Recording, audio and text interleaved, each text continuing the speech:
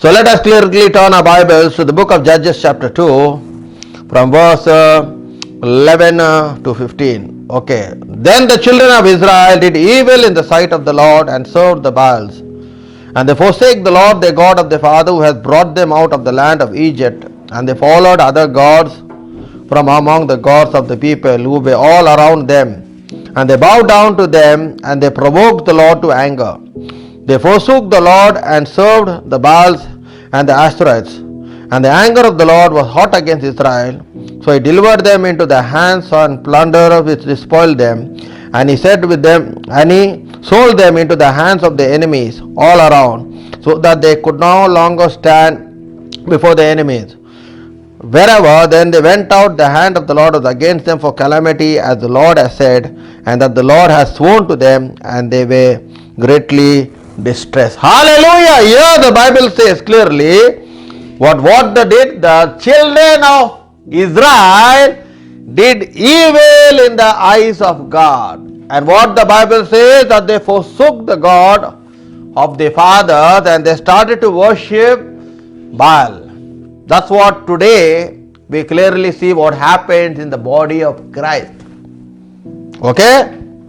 When God blesses you and lifts you up from your poverty, and when your heart is lifted up, you forget the God who has blessed you.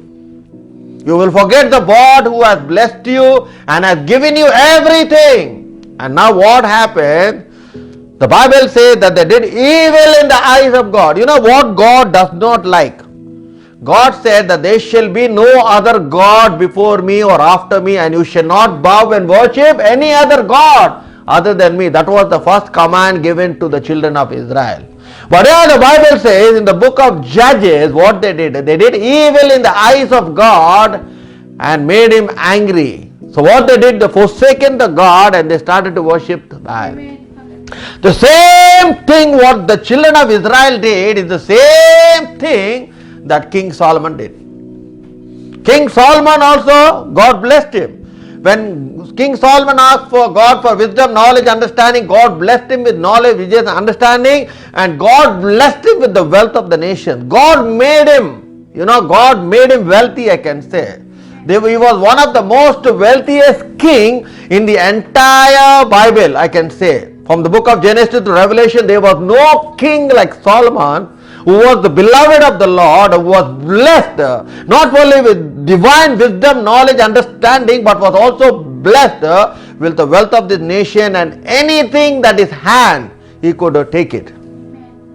But the Bible says that he did evil, because what happened to this Solomon? When God blessed him, what happened? He became blind. He could not see. Why? Because he fell in love. He fell in love with what? With the woman. That's what the meaning, that when God blesses you, you fall in love with the blessing and you forget the blesser. You forget the one who blessed you and you fall in love with the blessing. So Solomon forsaken the Lord Jehovah and he fell in love with this beautiful woman. And what the woman did? They took away his heart in following God. They went to such an extent and they also made him sacrifice to their gods. You see clearly, that's what happened. That's where sometimes you will be surrounded with people of different cultures and different religions. And they will try their level best to take you away from God, because that is the plan of the devil, to take you away far from God. So he was succeeded in who? In Solomon. And Solomon was so in love with this woman, like today many people are in so love with the blessing that they forget who has blessed them clearly. And finally what happened? God spoke twice to Solomon in a dream. Twice, not once, twice. But the Bible says that Solomon did not turn back, nor did Solomon remember what the Lord has done for him. That's what today, my brother and sister in Christ, that you will forget everything that what God has done, because now you have everything. Your life is comfortable, you are being blessed, you have everything. And today you start loving the blessing and you forget the blesser who blessed you, who lifted you up. That's where David said, Who am I, Lord, and what is my household that you have brought me so far? I was very little in your eyes, but you lifted him up from a shepherd and made me a king. He said, I am not worthy to be a king. Amen. He said very clearly, very powerfully, he said, I was very little in your eyes, but you remembered me. Amen. And lifted me up among my brothers, among my siblings.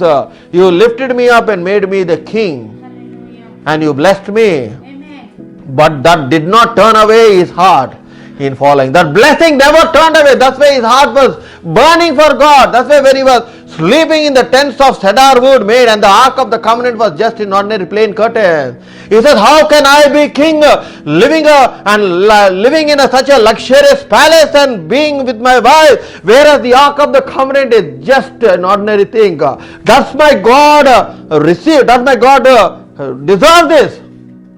David's heart was towards God. Amen. Immediately he decided that I must build the temple of God.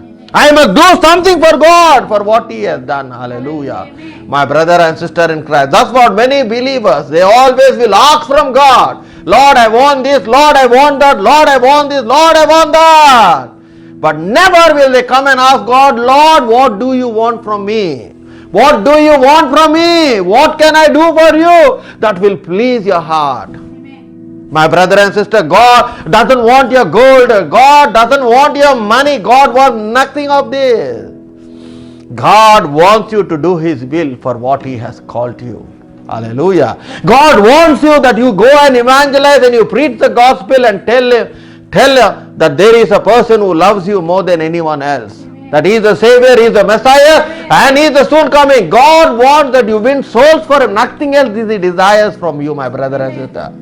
Because your gold, your silver, your money can never make God rich. Hallelujah. Because the Bible says the earth and the fullness in Psalm 24 verse 1 belongs to me. A cattle and 1,000 belongs to me. He says, heaven is my throne and earth is my footstool. What a house can you build for me? Because the whole earth also cannot contain God. Amen. Because He has blessed His people. And that's what today we see, that many people, when they are blessed, what happened? They depart from the truth.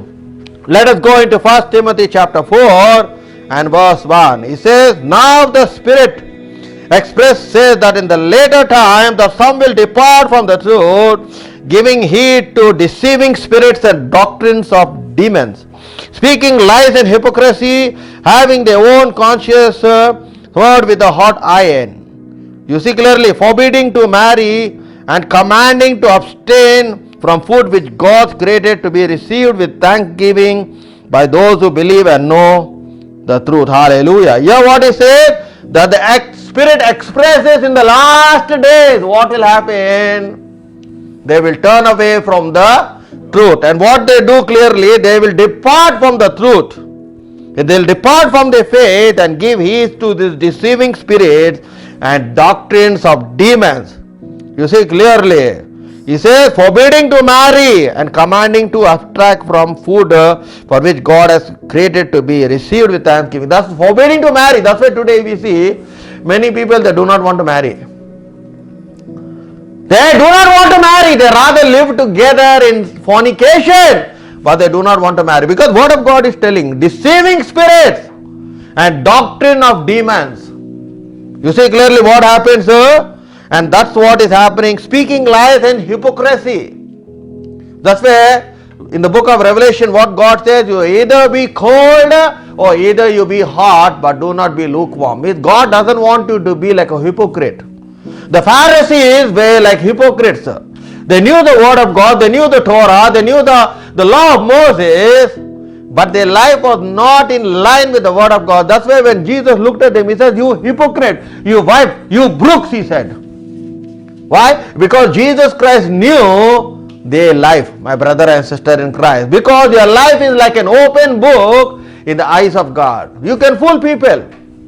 You can fool people with your doctrine. You can fool people with what things you do. But you cannot fool God, my brother and sister. Why? Because the Bible says in the last days what will happen? That many deceiving spirits have already come into the body of Christ clearly. And what happened?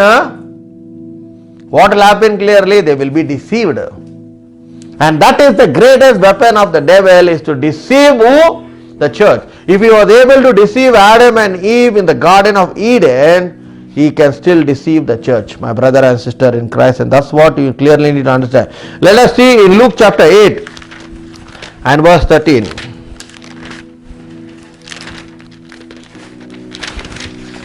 Luke chapter 8 and verse 13. Hallelujah.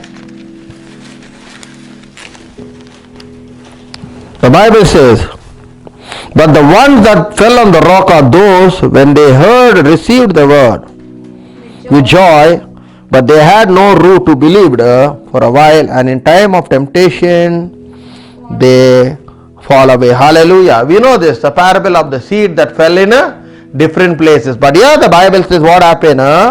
They received the word. Okay, what happened clearly? They received the word which has no root.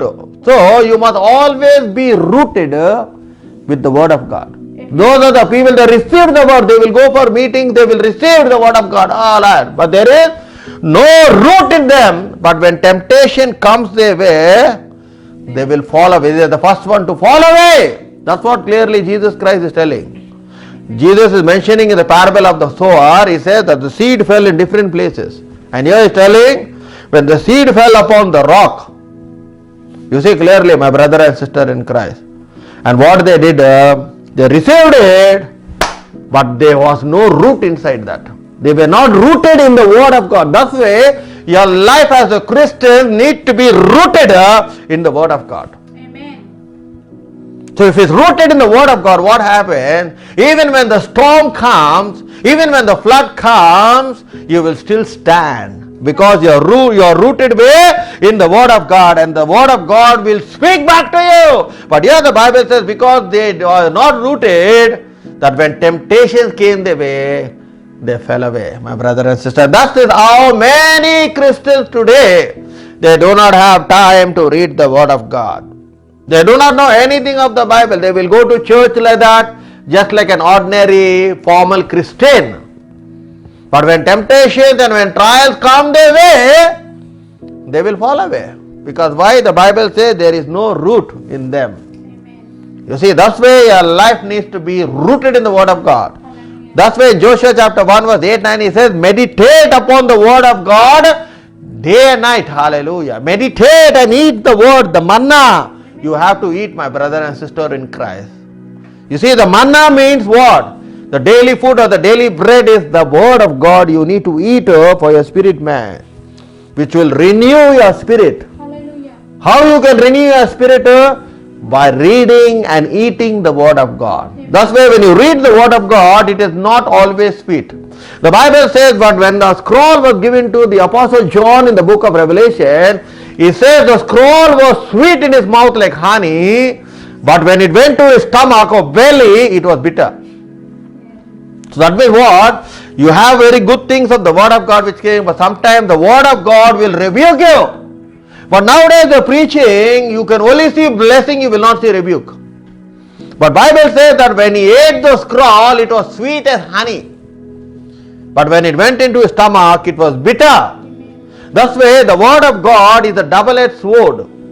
Hallelujah. And we need to take it the way it is, clearly. Hallelujah. You cannot tell that, oh, rebuke is, I don't like rebuke.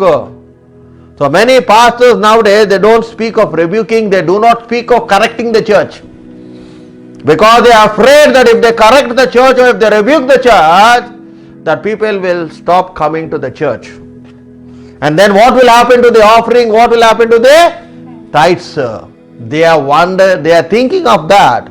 So they rather not rebuke a believer. Even if they see he is doing something wrong, you will pretend that you are blind, that you cannot see. And for that, God knows what to do with you. My brother and sister in Christ. That's why it is very much important for us to know. Because in the last days, there will be apostasy or fall away. It's called apostasy is changing the truth into a lie. Changing a truth into a lie, clearly. You see, let me give you an example. Among two religions, one is Christianity, one is Islam. the devil will go and tell a Muslim that the Bible is a lie and the Quran is the truth. But basically, say that is the truth here. And here what is happening clearly, it is vice versa. And they believe it. Why? Because they are deceived, my brother and sister in Christ. And that's how he is able to deceive the world. And let us look into Matthew chapter 24 and verse 10. Matthew 24 and verse 10 clearly. The Bible says, Then many will be Ah. offended, Mm. will betray one another, Mm. and will hate one another. Mm. Then many false prophets Yeah. will rise Ah. and deceive many. And deceive many. What he says clearly. And then many will, what then many will be offended, will be betrayed one another and will hate one another. There may be many false prophet will rise up and deceive many, and because the lawlessness will abound, the love of many will grow cold. The love of many will lawlessness will increase. And what will happen? Clearly, the false prophets will come and they start deceiving with great signs, wonders, miracles, and doing all this stuff. And people now are crazy after the miracles, they're crazy after the signs, wonders, and miracles. Nowadays, generation is all about signs, wonders, and miracles. If you don't do signs, wonders, and miracles, that means the pastor is not powerful. People will look at that way. There is no anointing on his life. Why? Because his ministry is not through signs, wonders, and miracles. But he does not know from where is the signs, wonders, and miracles coming, because God is telling what? That many false prophets will rise and deceive. Many will be deceived. Jesus did not say that only some people will be deceived, other people will be saved. He says many, that means majority of the Christians. He is not speaking to unbelievers. Because the unbelievers are already deceived. You see clearly, the people who is speaking here in this verse is speaking of the believers, is speaking of the spirit-filled believers who once upon a time tasted God, who once upon a time walked with God, but they have fallen away. And why? Because now they start believing in these false prophets. And here what happened? Deception enters into the body of Christ. See in 2 Thessalonians chapter 2 and verse 13. 2 Thessalonians 2 verse 3. 2 verse 3. Let no one deceive you by any means, of that day will not come unless the falling away first comes. Then many of the sin to be the man of sin to be revealed, and the son of perdition, who opposes and exalts himself above all that is called God, or that is worshipped, so that he sits as God in the temple of God, showing himself that he is God. Do you not remember that when I was still with you, that I have already told you these things? So here clearly Paul is writing to the church in Thessalonica. What is telling her? Let no one be deceived. By the means of the day will not come unless the falling away comes first, and that the man of sin is revealed, the son of perdition. Who is that? Is the devil. Is where the Antichrist comes into the picture. He says what happened? That many will be deceived. Clearly. And what he will do, he will oppose and exalt himself. That's why if anyone is exalting himself before you, you must first check out. Because when John the Baptist looked at Jesus, what did he say? He must increase and I must decrease. He didn't exalt himself and say. Amen. Hallelujah. You see clearly, he says he exalts himself and he sits in the temple and declares himself to be Worship. God, who needs to be worshipped clearly. My brother and sister in Christ, that's what the Lord is speaking today. That many people will be deceived if you do not have the word of God. They will be deceived with false doctrines, because Bible says that false Christ and false prophets will arise, and the majority of them will be deceived clearly. Why? Because there is no root in them, that is the word of God. There is no root of them, so you don't know. So whatever the person is telling, you are believing, and you think, oh, that what the person is telling, that only is the truth. But because you're not rooted in the Word of God, you do not know whether what He is telling is right or whether what He is telling is wrong. Why? Because you do not have time to read the Word of God, you don't have time to meditate the Word of God, you are busy with your life. So how will you know?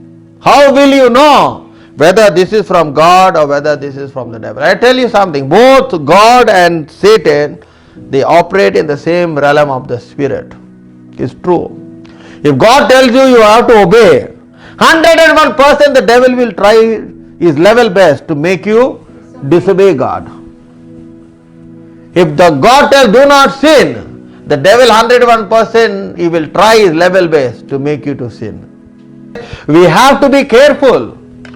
We have to be careful before the coming of our Lord and our Savior Jesus Christ. Why? Because the love of many will become cold.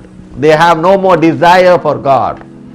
You see, that's why today if you see what happened in this pandemic of this COVID-19, if you test the spiritual level of the people, many have already fallen up, many have given up, many say, I don't want to go to church anymore, I have nothing to God. Now they are comfortable with their life, so the devil is making them comfortable. They are sitting down and watching TV, watching movies, doing whatever they like. You see clearly. So he wants them to become busy. So that what happened, they will go far away from God, so that they will be deceived. So it will be easy for them to take that soul where? To hell. My brother and sister in Christ, and that is the warning with really God is saying. Even Jesus Christ, when he spoke the truth, what happened? The Bible says that the disciples of Jesus followed him no more. I can show you scripture. Today, let us see in John chapter 6, verse 66. In John 6,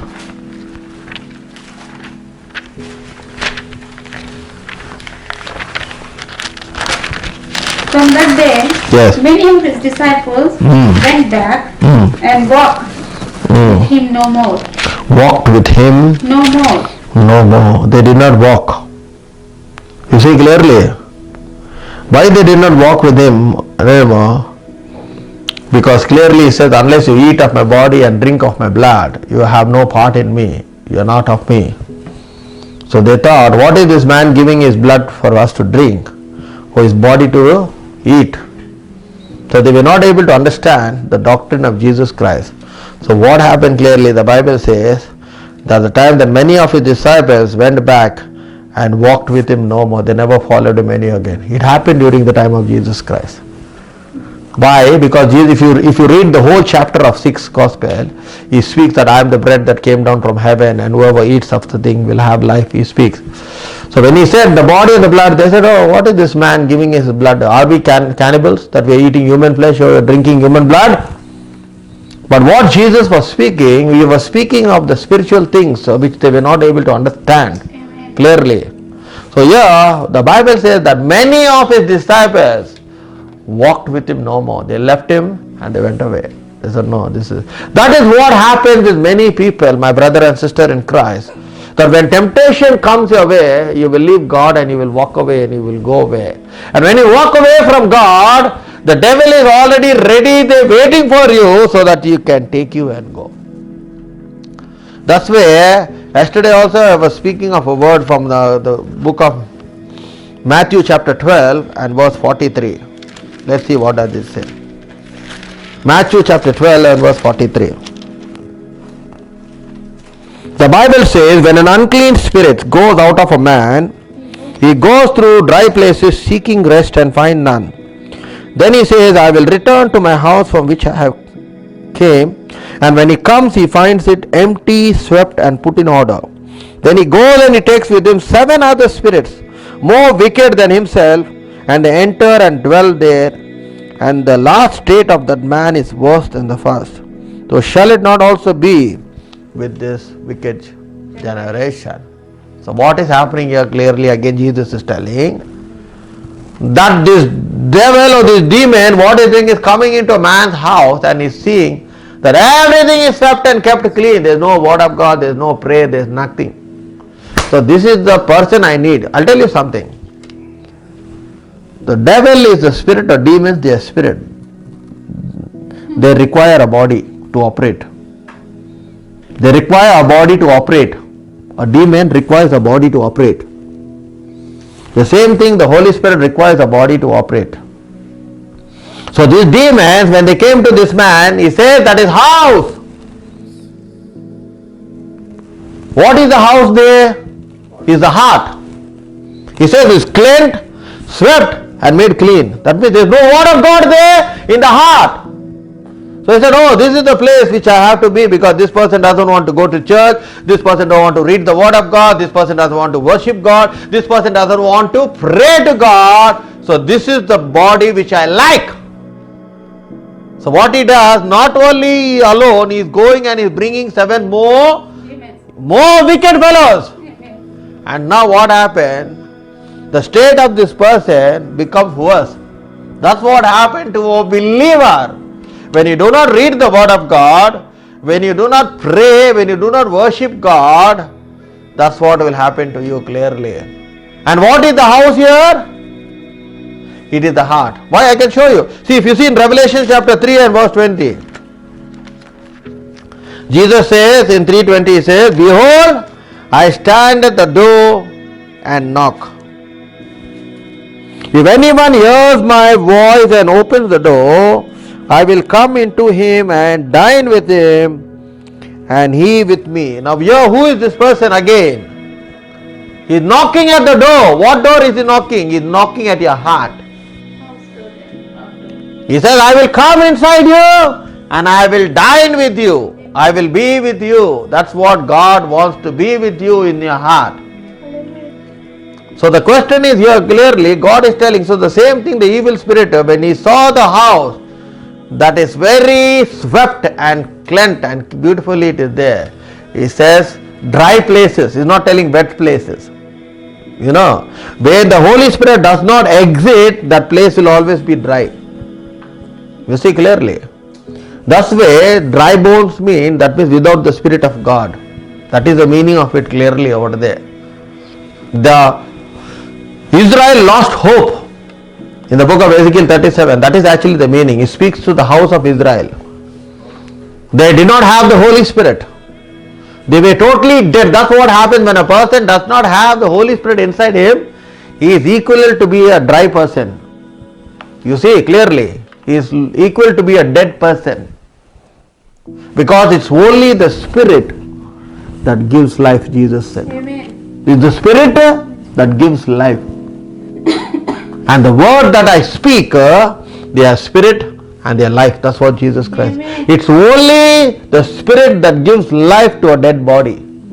Clearly. And so here we see what happens here. That Jesus is standing there at the door and he's knocking clearly, my brother and sister inside. And that's why we must be very careful.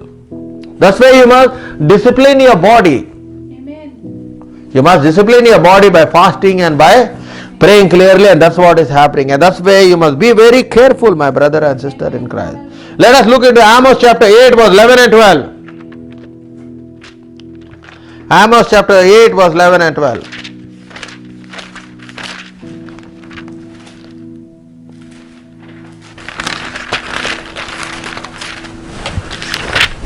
Behold, the days are coming, says the Lord, Yes. that I will send a famine on the land, Yes. not a famine of bread, nor a thirst for water, but of hearing the words of the Lord. They shall wander from sea to sea, and from north to east.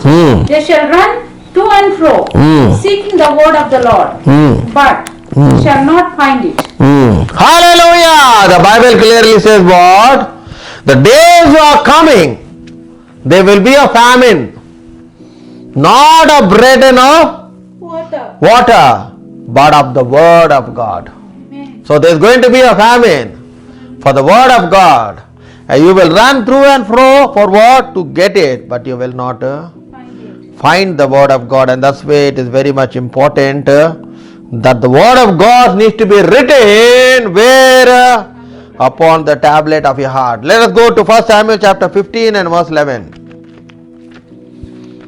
1 Samuel chapter 15 verse 11. Yes. Now the word of the Lord came to Samuel saying, I greatly regret that I have set up Saul as king, For he has turned back from following me and has not performed my commandments. And it grieved Samuel, and he cried out to the Lord all night. Hallelujah. Here we see clearly that Samuel, what God is regretting for made Saul as a king. Why? Because he turned back in following God.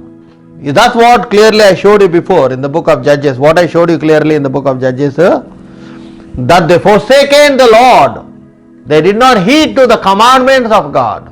And I always told you one thing, that whenever Israel disobeyed God, God gave them into the hands of the enemy.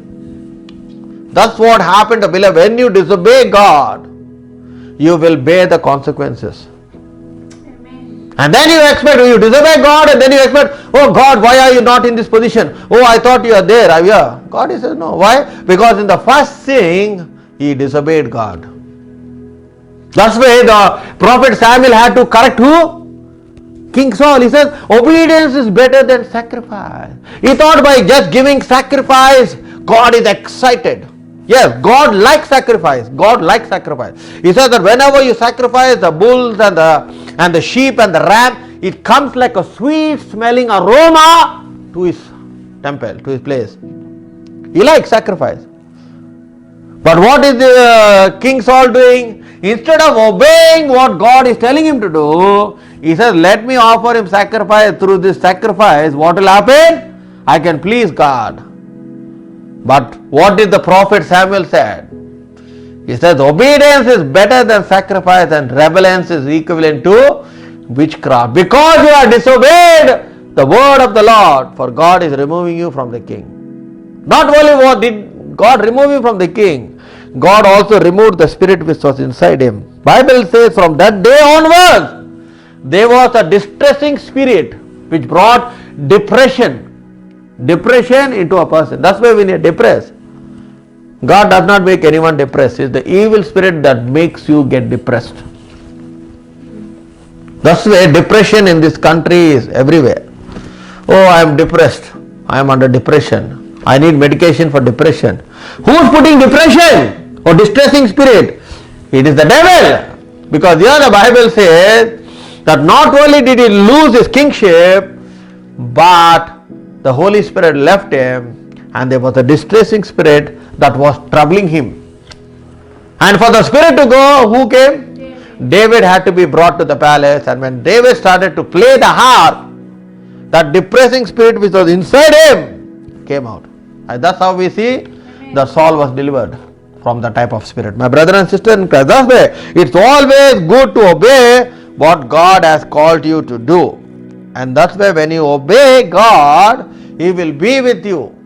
And that's where you have to be obedient. Amen. And you have to be willing. Bible says if you are obedient and willing, you will eat the fruit of this land. Amen. Bible says in the book of Isaiah chapter 1 verse 19, see what does it say? Isaiah chapter 1 and verse 19.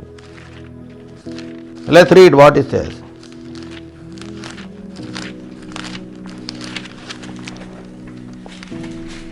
If you are willing and obedient, you shall eat the good Of the land. of the land. But if you refuse and rebel, you shall be devoured by the sword.